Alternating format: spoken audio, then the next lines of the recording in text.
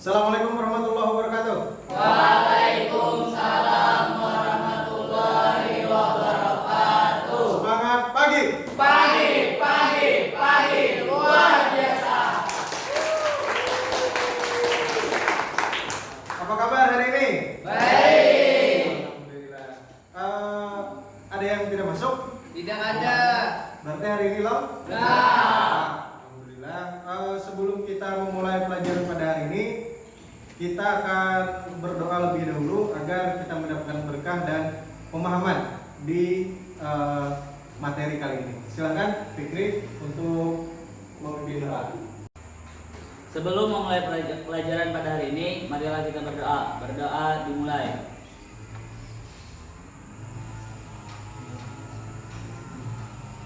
Berdoa selesai. Baiklah, terima kasih kepada Fikri yang telah memimpin doa pada hari ini. Oke, sebelum kita masuk ke materi pada hari ini, Bapak akan persepsi dulu. Sekarang silakan simak gambar di layar. Kira-kira gambar apa ini? Avenger, pahlawan, superhero, Penolong, orang baik. ada film. Nah, yang kita lihat bersama ini adalah sosok pahlawan fiksi. Nah, hari ini pada materi ini kita akan mempelajari orang-orang yang benar-benar jadi pahlawan yang berjasa untuk Indonesia. Nah, hari ini kita akan mempelajari tentang keteladanan para tokoh yang telah berjasa dalam menghadapi ancaman disintegrasi bangsa. Nah, ini adalah kompetensi dasarnya. Bisa dibaca sendiri. Nah, ini tujuan pembelajaran. Jadi setelah selesai kegiatan pembelajaran menggunakan pendekatan TIPEC dan model pembelajaran problem based learning, kalian diharapkan untuk yang pertama mampu menguraikan keteladanan para tokoh yang telah berjasa dalam menghadapi ancaman disintegrasi bangsa. Yang kedua, menganalisis perjuangan Brigjen Hasan Basri yang telah berjasa dalam menghadapi ancaman disintegrasi bangsa di Kalimantan Selatan. Jadi pada materi kali ini ada tokoh lokal yaitu Brigjen Hasan Basri yang akan bersama-sama kita ulas, bersama-sama kita analisis bagaimana perjuangan beliau di Kalimantan Selatan. Dan yang terakhir adalah menyajikan hasil diskusi dalam bentuk presentasi dengan tepat. Jadi setelah kalian nanti di kelompok kalian berdiskusi, kalian akan mempresentasikan hasil diskusi kalian di depan kelas. Oke, kita memakai model pembelajaran problem based learning. Jadi ada 5 fase. Dan yang akan Bapak nilai itu ada 3 komponen. Yang pertama, sikap kalian. Yang kedua adalah pengetahuan kalian. Yang ketiga adalah keterampilan kalian dalam mengerjakan LKPD nanti. Oke, kita sampai kepada fase yang pertama, yaitu orientasi masalah. Untuk orientasi masalah, Bapak akan menyuguhkan kalian sebuah video karena kebetulan sekolah kita terkendala internet, jadi kalian tidak bisa untuk scan QR code. Jadi Bapak akan menyajikan videonya.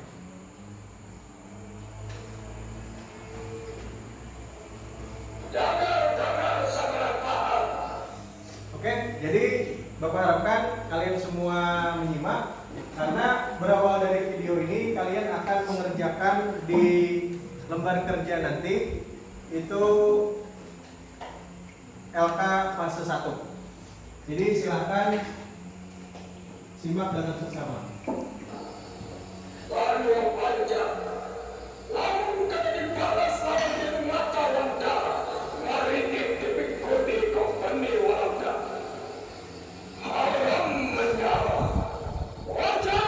Sampai ke puting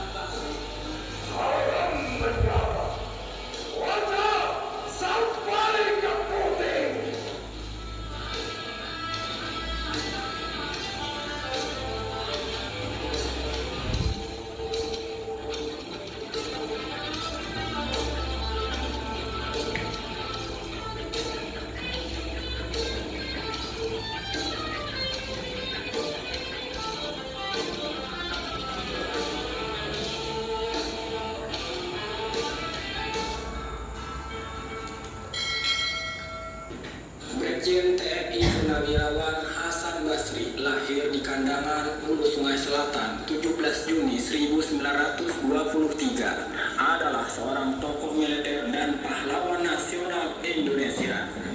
Beliau dianugerahi gelar Pahlawan Nasional Indonesia.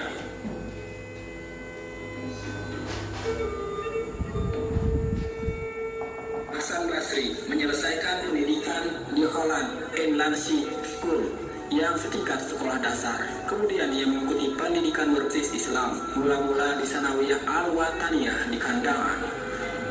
Kemudian di Quick School Islam Pondok Modern di Ponorogo, Jawa Timur. Setelah proklamasi kemerdekaan Republik Indonesia pada 17 Agustus 1945 oleh Bung Karno, Hasan Basri aktif dalam organisasi pemuda Kalimantan yang berpusat di Surabaya. Dari sini, beliau mengawali karirnya sebagai pejuang.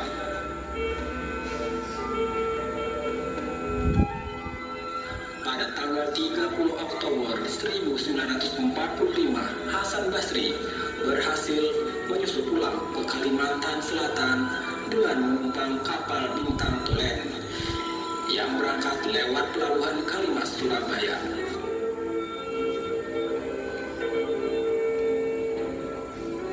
Sesampainya di Banjarmasin, Hasan Basri menemui Haji Abdurrahman Siddiq di Pekambaran untuk mengirimkan pamflet dan poster tentang kemerdekaan Indonesia. Selain itu, melalui A.A. Hamidan juga dikirimkan pamflet ke Amuntai dengan Ahmad Kadiri. Sedangkan yang di Kandangan dikirim lewat Haji Ismail.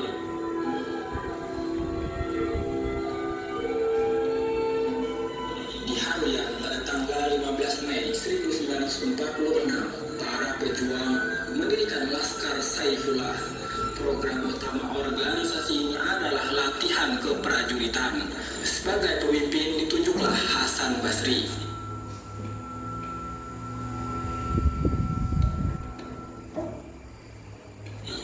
Pada tanggal 24 September 1946, saat acara Pasar Malam Amal, banyak tokoh Laskar Saifullah yang ditangkap dan dipenjarakan Belanda. Karena itu, Hasan Basri mengorganisir anggota yang tersisa dengan membentuk Benteng Indonesia.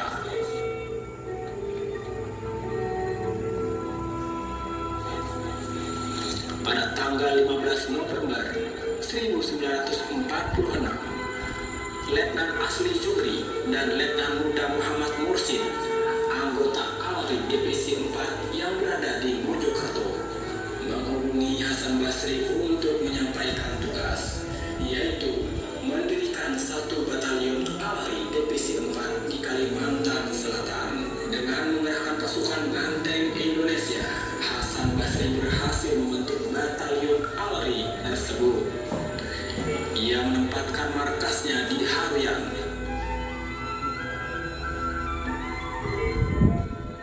Selanjutnya, ia berusaha menggabungkan semua kekuatan bersenjata di Kalimantan Selatan ke dalam kesatuan yang baru terbentuk itu.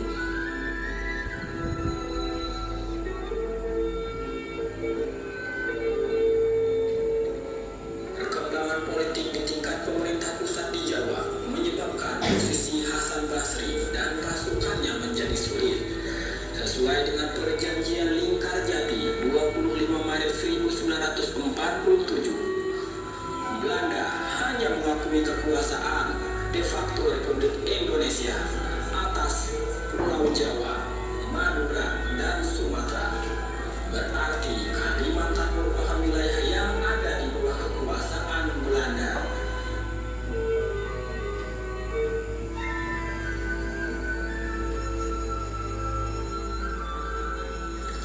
Akan tetapi, Hasan Basri tidak terpengaruh oleh perjanjian tersebut. Ia dan pasukannya tetap melanjutkan perjuangan melawan Belanda. Sikap yang sama diperlihatkan pula terhadap perjanjian Rhine Valley 17 Januari 1948. Ia menolak untuk memindahkan pasukannya ke daerah yang masih dikuasai Republik Indonesia, yakni ke Pulau Jawa.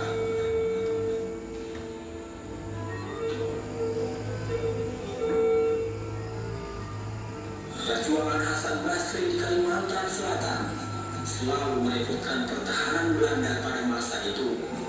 Dengan puncaknya berhasil memproklamasikan kedudukan Kalimantan sebagai bagian dari Republik Indonesia yang dikenal dengan Proklamasi 17 Mei 1949 atau Proklamasi Kalimantan.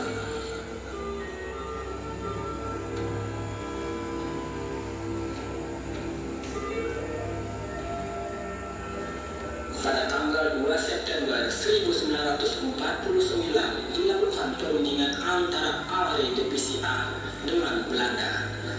Beserta penengahan UNCI, pada kesempatan ini Jenderal Mayor Soeharjo atas nama pemerintah mengakui keberadaan ALRI Divisi A sebagai bagian dari Angkatan Perang Indonesia dengan pemimpin Hasan Basri dengan pangkat Letnan Kolonel.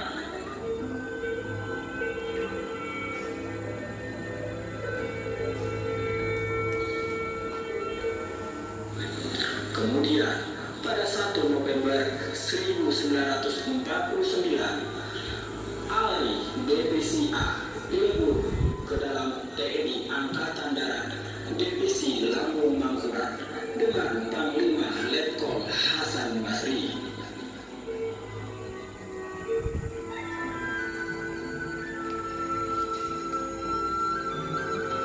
Selesai perang kemerdekaan, Hasan Basri melanjutkan pendidikan agamanya ke Universitas Al-Azhar tahun 1951 sampai dengan 1953. Selanjutnya diteruskan di American University Cairo tahun 1953 sampai dengan 1955. Sekembalinya ke tanah air pada tahun 1956, Hasan Basri dilantik sebagai Komandan Resimen Infanteri 21 atau Komandan Teritorial 6 Kalimantan Selatan, dan pada tahun 1959 ditunjuk sebagai Panglima Daerah Militer 10 Lampung Mangkurat.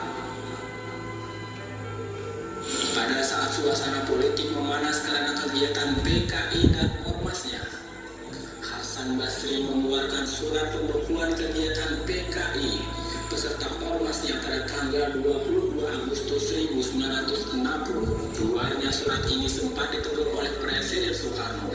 Namun Hasan Basri sebagai kepala penguasa perang daerah Kalimantan Selatan tidak mentaati teguran Presiden.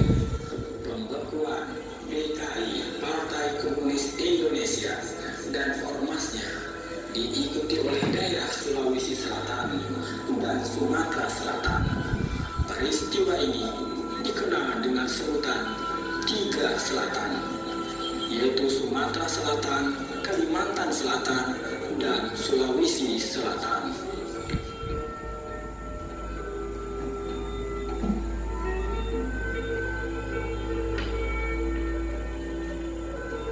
Pada tahun 1961 sampai dengan 1963, dia menjabat Deputi Wilayah Komando Antar Daerah Kalimantan dengan pangkat Brigadir Jenderal.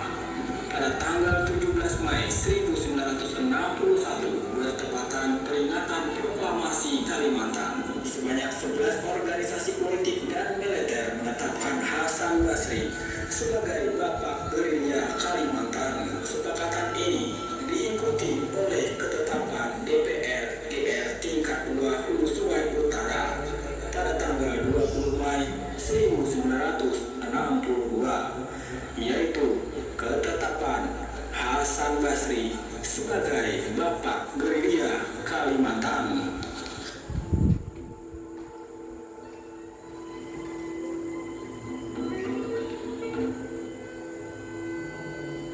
pada tahun 1960 sampai dengan 1966, Hasan Basri menjadi anggota MPRS. Pada tahun 1970, beliau diangkat sebagai Ketua Umum Harian Angkatan 45 Kalimantan Selatan, sekaligus sebagai Dewan Paripurna Angkatan 45 Pusat dan Dewan Paripurna Pusat Legiun Veteran Republik Indonesia pada tahun 1978 sampai dengan 1982. Hasan Basri menjadi anggota DPR.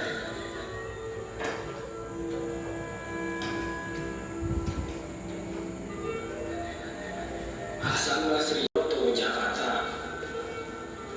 Pemakaman beliau dilaksanakan secara militer dengan Inspektur Upacara Majen A.E. Manihur.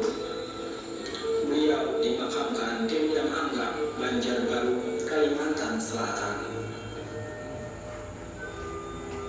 Atas jasa-jasanya, beliau dianugerahi sebagai pahlawan kemerdekaan oleh Presiden Republik Indonesia pada tanggal 3 November 2001.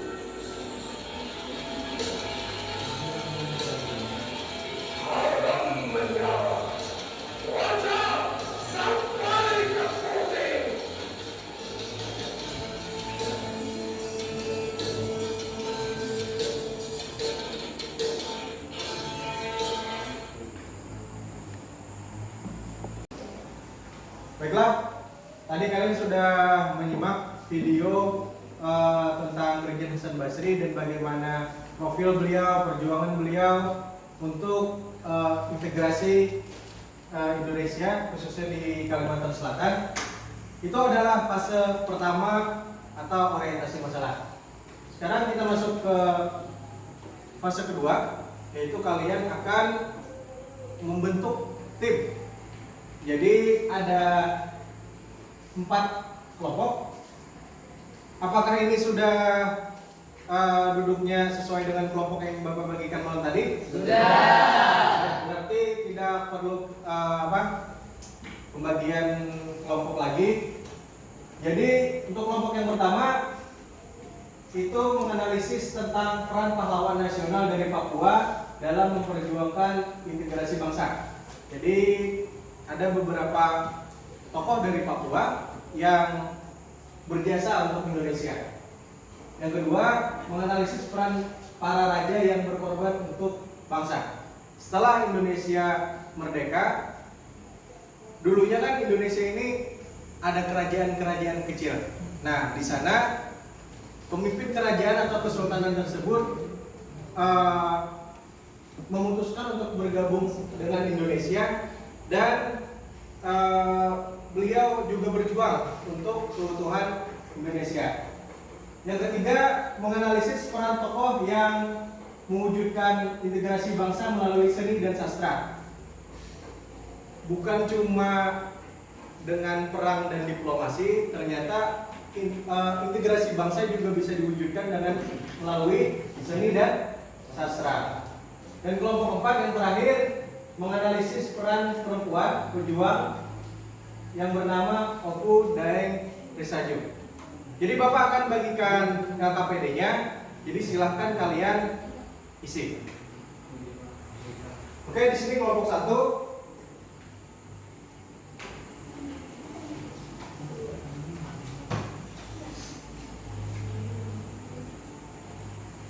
Kelompok 2.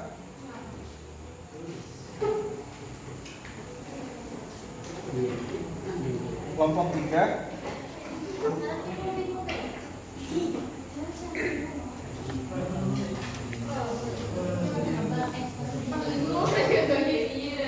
Dan yang terakhir kelompok 4. Baiklah, silakan kerjakan LKPD-nya. Bapak akan berkeliling sambil memberikan penilaian terhadap sikap kalian, pengetahuan kalian, dan keterampilan kalian dalam mengisi LKPD. Oke, silakan.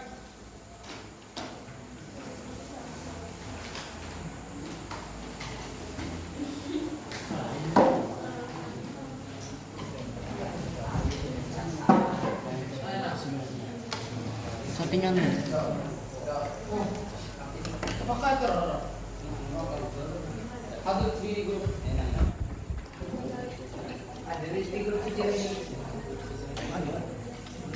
Untuk materinya silahkan cari di buku atau bahan ajar yang sudah Bapak bagikan di grup malam tadi. Ada PDF-nya. Silakan dikerjakan. Di grup ada. Di grup ada, silakan.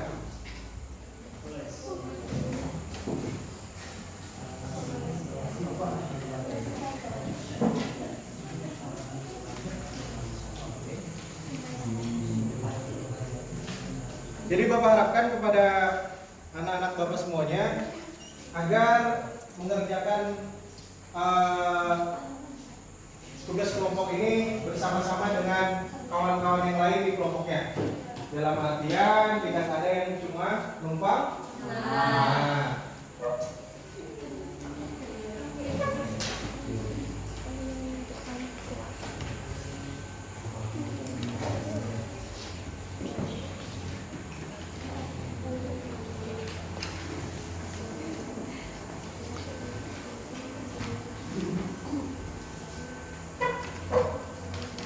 Integrasi atau soal integrasi bangsa. Analisis perjuangan pahlawan dari Papua dalam menghadapi bisa.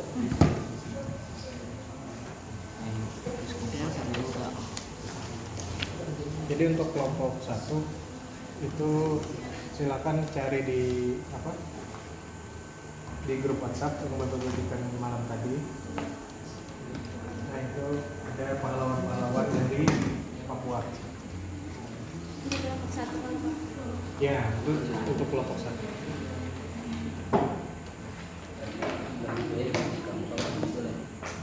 juga berserta kelompok 4 ini tadi juga. Berarti terakhir lah ya.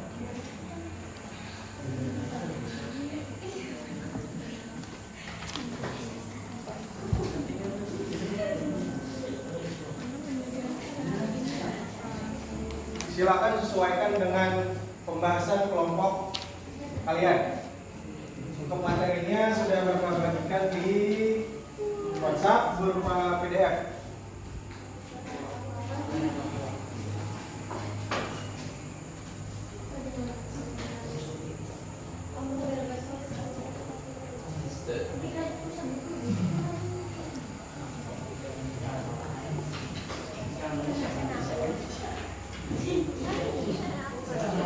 Tidak. Kalau ada yang ingin ditanyakan, silakan ditanyakan. Itu sama sih Mami. Kalau kemudian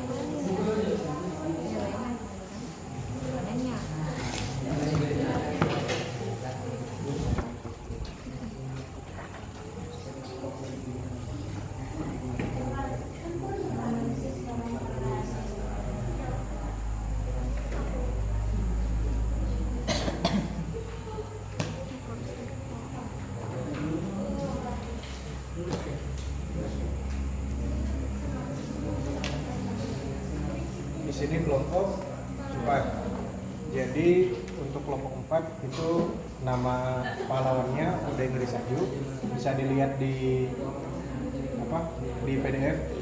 Nah itu ada profil beliau dan perjuangan beliau untuk Indonesia. Jadi silahkan kerjakan.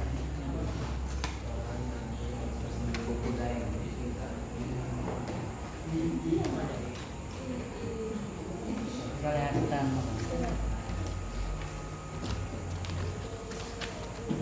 kan supaya banyak. Ya, nasional. Oke, untuk waktu pengerjaannya 20 menit.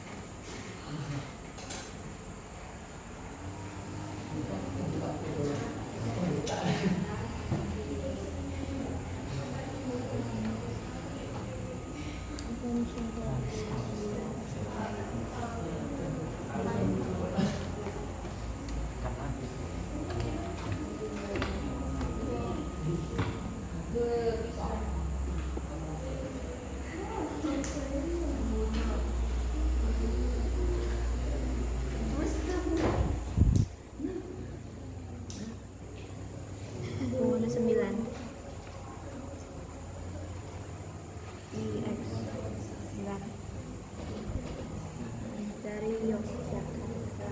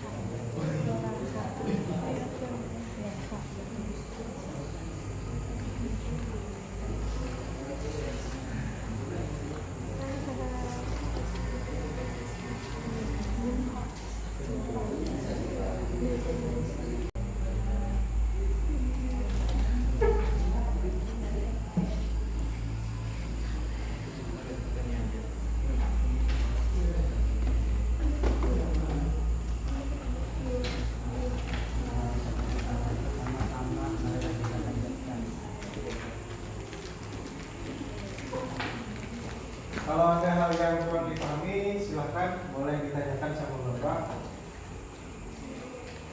Ambil dulu kita dah. Paham nak kita tanah. Sebelum nulis.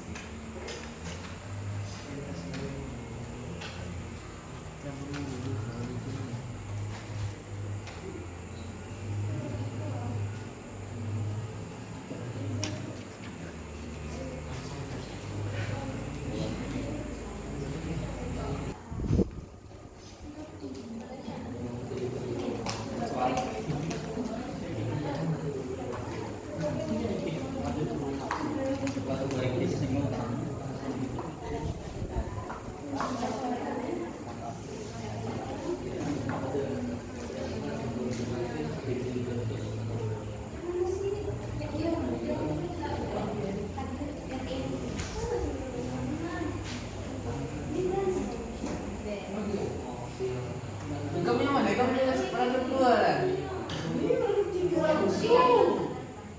Jangan dia.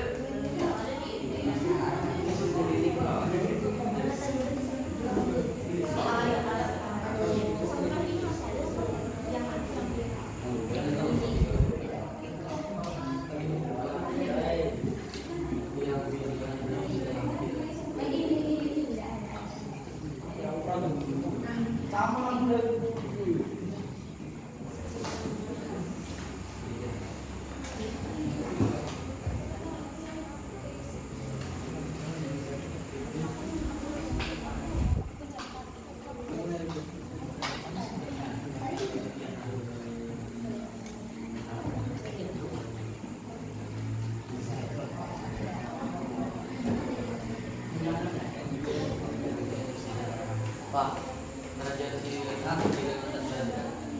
Yang mana? Kerajaan siang ini di Jayapura. Yang Jayapura di Sulawesi. Sorry, di Sumatera. Sumatera.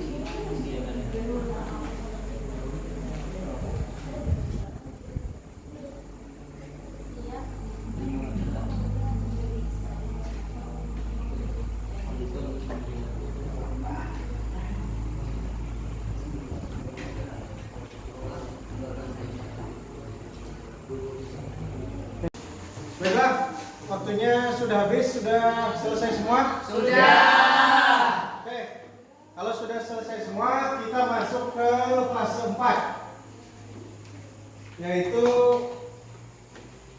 mempresentasikan hasil diskusi kalian yang ada di kelompok ke depan kelas.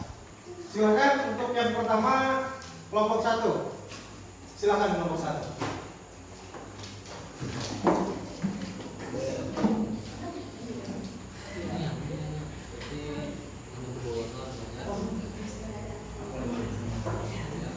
Baiklah,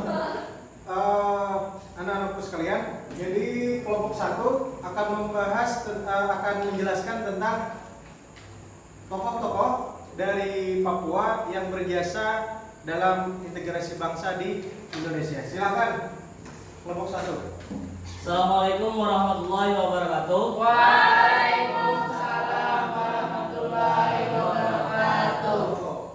Kami dari kelompok 1 yang beranggotakan saya Muhammad Fikri, di sebelah kiri saya Radina Fitriani, di sebelah sana ada Muhammad Tunisa, dan di sampingnya ada Muhammad Rifai.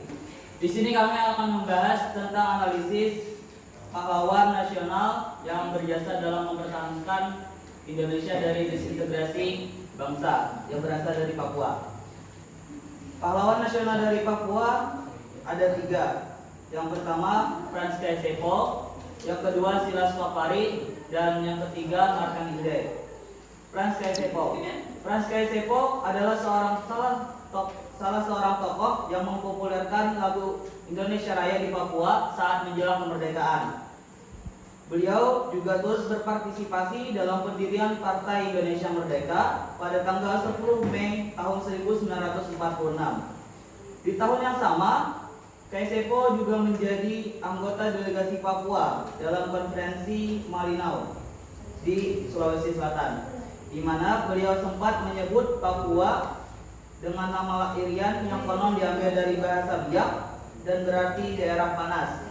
Namun, kata Irian tersebut malah diberinya pengertian lain, ikut Republik Indonesia anti Netherlands, Kemensos 2013. Dalam konferensi ini, Frans Kaisepo tidak memasukkan Papua ke dalamnya. Ia lalu mengusulkan agar Papua dimasukkan ke dalam Kepresidenan Sulawesi Utara. Pada tahun 1946, beliau berperan dalam merancang pemberontakan rakyat Biak melawan pemerintah kolonial Belanda. Setahun setelahnya, ia menolak menjadi ketua delegasi Netherlands New Guinea ke dalam konferensi meja bundar di Den Haag. Konsekuensi atas penolakannya adalah selama beberapa tahun setelah itu ia dipenjarakan oleh pemerintah kolonial di distrik terpencil Papua. Pada tahun 1961, beliau mendirikan partai politik Irian sebagai Indonesia atau ISI yang menuntut penyatuan Netherlands New Guinea pada negara Republik Indonesia. Kemudian banyak membantu para tentara pejuang Trikora saat menjadi Papua.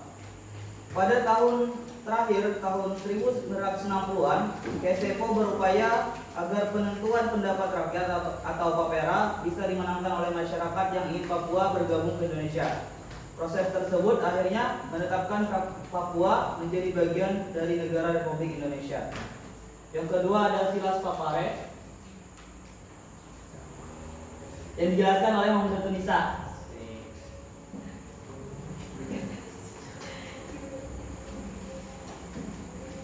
Silas Papare membentuk Komite Indonesia Merdeka yang bertujuan untuk menghimpun kekuatan dan mengatur gerak langkah perjuangan dalam membela dan mempertahankan proklamasi kemerdekaan.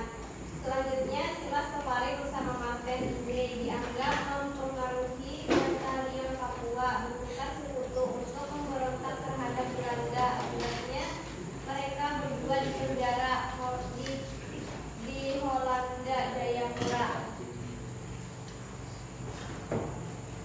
3. Martin Inde. Sebelum Jepang masuk ke Indonesia, beliau adalah polisi India Belanda. Sejak tahun 1946, beliau menjadi ketua PIM, memimpin sebuah aksi protes yang didukung 12 kepala suku terhadap Belanda.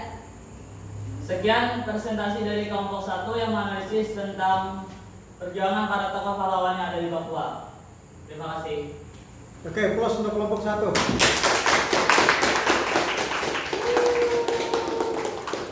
Jadi kelompok 1 sudah menjelaskan tentang 3 tokoh yang telah berjasa bagi Indonesia. Tokoh dari Papua, Frans Kaisepo, Martin Inde, dan Silas Papare. Oke, bagus sekali kelompok 1. Silakan kembali ke tempatnya. Sekali lagi plus untuk kelompok 1. Baiklah, untuk penampilan selanjutnya dari kelompok 2, mereka akan presentasi tentang peranan raja-raja atau sultan-sultan yang berjasa dalam integrasi bangsa di Indonesia. Silakan kelompok 2 untuk maju ke depan.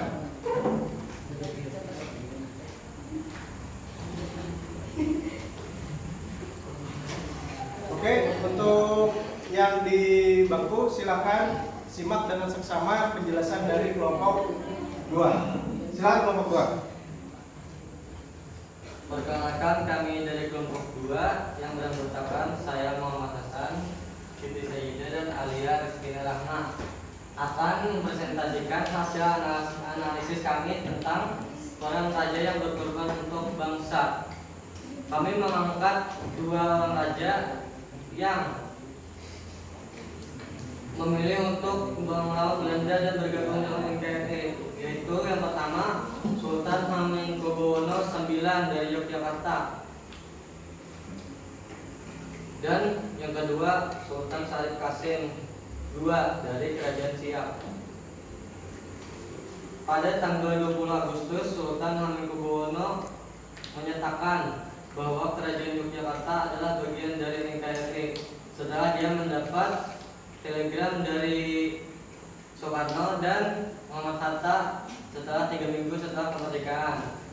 Kemudian Sultan Syarif Kasim, setelah berita proklamasi kemerdekaan sampai ke Siak, Sultan Syarif Kasim mengirim surat kepada Soekarno Hatta dan menyerahkan harta sebesar 13 juta gulden atau setara dengan sekitar 1,3 triliun sebagai bentuk dukungan terhadap pemerintah Republik Indonesia. Terima kasih. Oke, aplaus untuk kelompok 2. Jadi kelompok 2 sudah menjelaskan secara singkat, artinya selain dari rakyat biasa, peranan raja-raja atau sultan-sultan yang bergabung ke dalam Indonesia itu sangat besar. Yang pertama adalah Sultan dari Jogja, Sultan Hamengkubuwono, dan yang dari Kerajaan Siak adalah Sultan Syarif Kasim.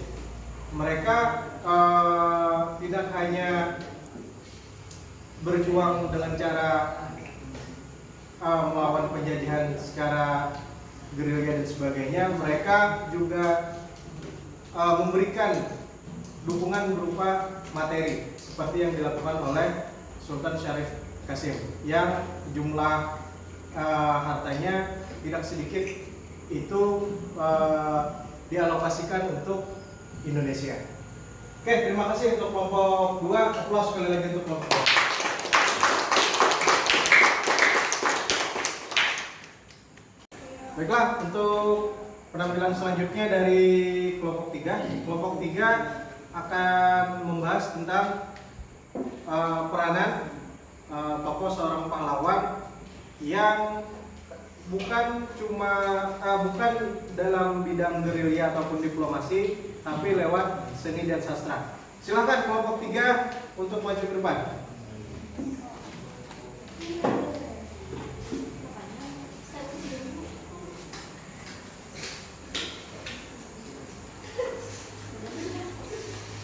Baiklah, silakan kelompok 3 untuk presentasi. Assalamualaikum warahmatullahi wabarakatuh. Waalaikumsalam warahmatullahi wabarakatuh. Perkenalkan, kami dari kelompok 3 beranggotakan 3 orang. Nama saya Ansar Maulana, ini Ihsanul Amin, dan sebelah sana Muhammad Misran. Menganalisis peran tokoh yang mewujudkan integrasi melalui seni dan karya.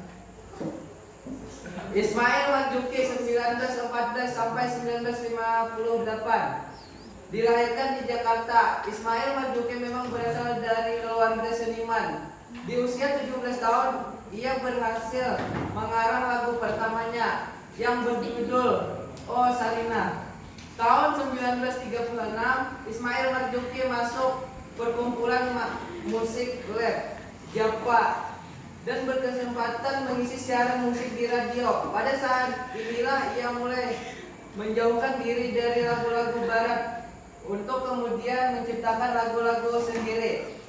Lanjutkan, Misran. Lagu-lagu yang diciptakan Ismail Marzuki itu sangat diwarnai oleh semangat kecintaannya terhadap tanah air.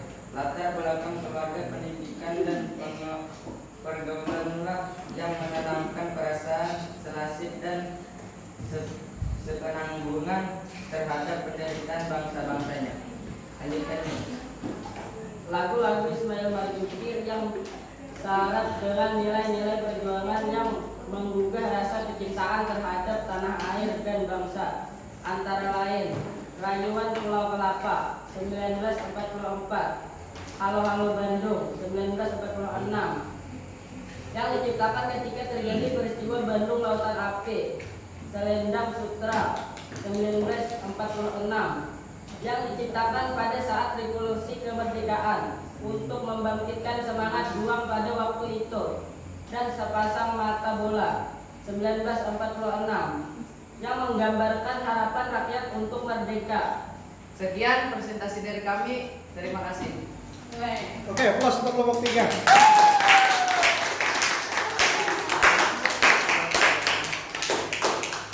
Jadi kelompok 3 sudah bagus dalam menjelaskan sosok Ismail Marzuki, seorang seniman yang dengan keahliannya itu berusaha untuk menyemangati untuk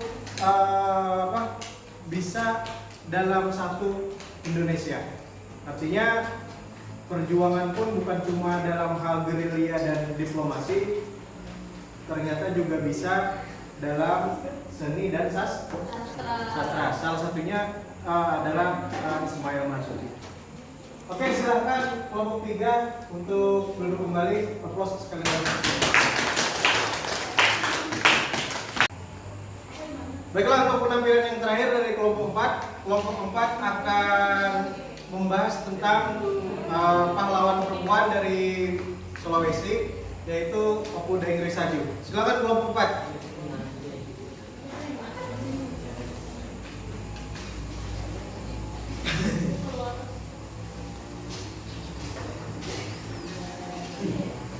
Oke, silakan. Assalamualaikum warahmatullahi wabarakatuh. Waalaikumsalam warahmatullahi wabarakatuh. Kami dari kelompok 4 yang beranggotakan 4 orang, yaitu Ahmad Ridho, saya, Muhammad Husin, Satya, dan Syahrul Asar, akan mempresentasikan hasil analisis kami terhadap peran perempuan pejuang Opu Daeng Risaju dalam membela tanah air. Jadi, Opu Daeng Risaju membangkitkan dan memobilisasi para pemuda untuk melakukan perlawanan terhadap tentara pemerintah sipil Hindia Belanda. Tindakan ini membuat tentara pemerintah sipil Hindia Belanda kewalahan dan mengupayakan berbagai cara untuk menangkap dan menghentikan aksi Opu Daeng Risaju. Sekian presentasi dari kami. Atas perhatiannya kami ucapkan terima kasih. Oke, plus untuk kelompok 4. Jadi kelompok 4 sudah menjelaskan tentang Opu Daeng Risaju. Opu Daeng Risaju ini selain seorang perempuan, beliau adalah keturunan istilahnya darah biru atau bangsawan. Jadi beliau rela meninggalkan status tersebut dan berjuang bersama rakyat untuk melawan Belanda. Oke, terima kasih untuk kelompok 4. Silakan kembali ke tempatnya. Aplaus sekali lagi untuk kelompok 4. Baiklah, kita sudah sampai ke fase yang kelima, yaitu kesimpulan pembelajaran kita pada hari ini. Ada yang mau menyimpulkan pembelajaran kita pada hari ini? Saya, Pak. Oke, silakan. Jadi kesimpulannya ada beberapa cara pahlawan untuk mempertahankan NKRI. Di antaranya melalui gerilya, diplomasi, serta membangkitkan semangat juang para pejuang Indonesia melalui seni dan sastra. Terima kasih. Oke, terima kasih.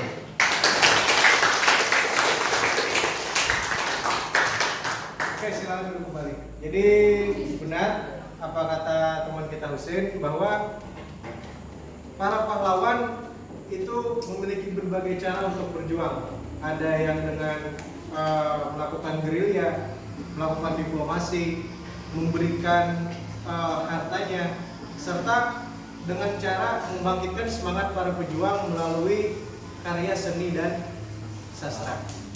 Oke, tadi kita sudah mendengarkan kesimpulan pembelajaran kita hari ini. Untuk refleksi pembelajaran kita hari ini, apakah pembelajaran hari ini menyenangkan? Menyenangkan. Oke, menyenangkan. Alhamdulillah. Berarti kalian Bapak harapkan dapat memahami materi maupun esensi dari pembelajaran kita pada hari ini. Baiklah, karena kita sudah refleksi dan sebagainya, sekarang kita akan melakukan evaluasi dan survei. Untuk survei nanti Bapak bagikan di WhatsApp, dan untuk evaluasi silahkan kerjakan secara individual di buku latihan masing-masing. Silahkan siapkan dulu. Baiklah, silakan. Ini adalah soalnya 3 butir soal. Waktu pengerjaannya 10 menit. Ini kerjakan secara individual. Oke, silakan.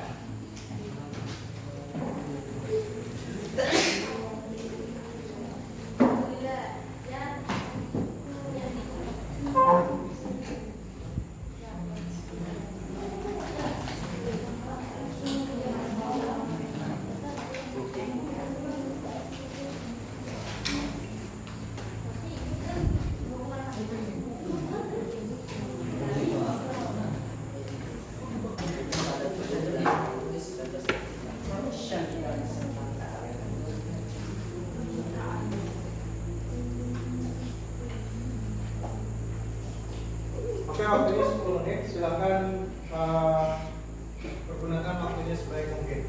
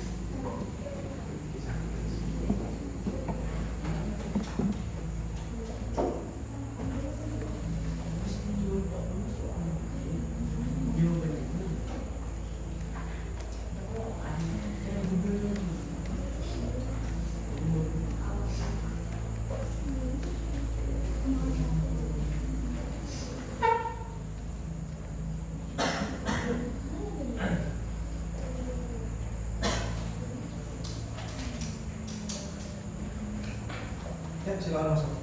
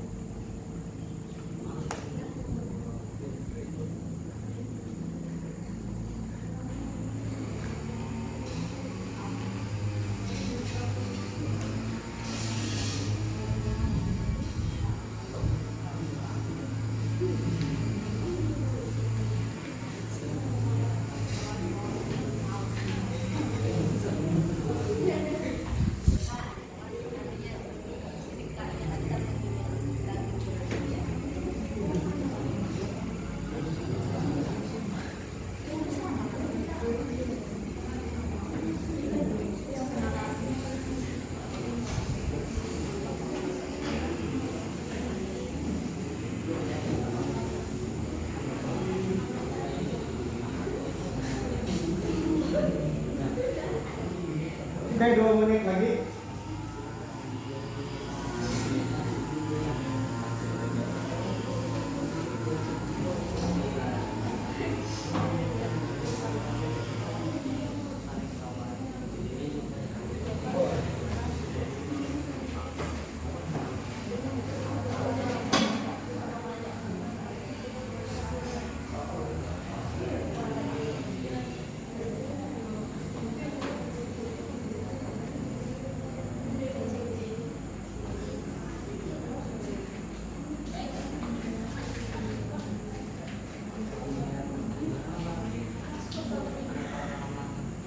Oke, 1 menit lagi. Sudah selesai semuanya?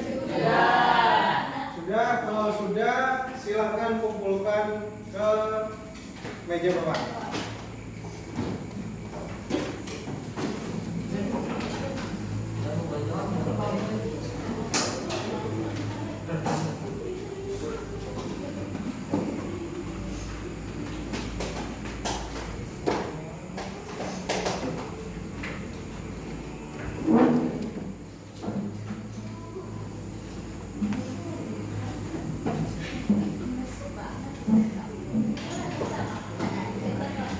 Baiklah, kalian telah melaksanakan atau mengerjakan soal evaluasi.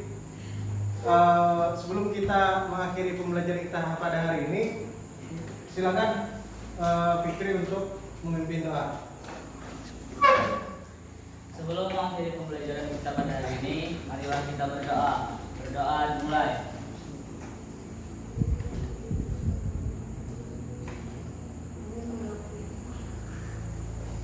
Doa selesai. Baiklah, terima kasih kepada Fikri yang telah memimpin doa akhir belajar. Baiklah, untuk pertemuan berikutnya kita akan membahas tentang Indonesia di masa demokrasi parlementer. Bapak harap kalian melakukan literasi melalui buku ataupun literasi digital melalui sumber-sumber yang terpercaya di internet. Terima kasih atas kesungguhan kalian dan partisipasi kalian dalam pembelajaran hari ini. Bapak akhiri, salah hilaf mohon maaf. Wabillahi taufiq wal hidayah. Wassalamualaikum warahmatullahi wabarakatuh. Waalaikumsalam.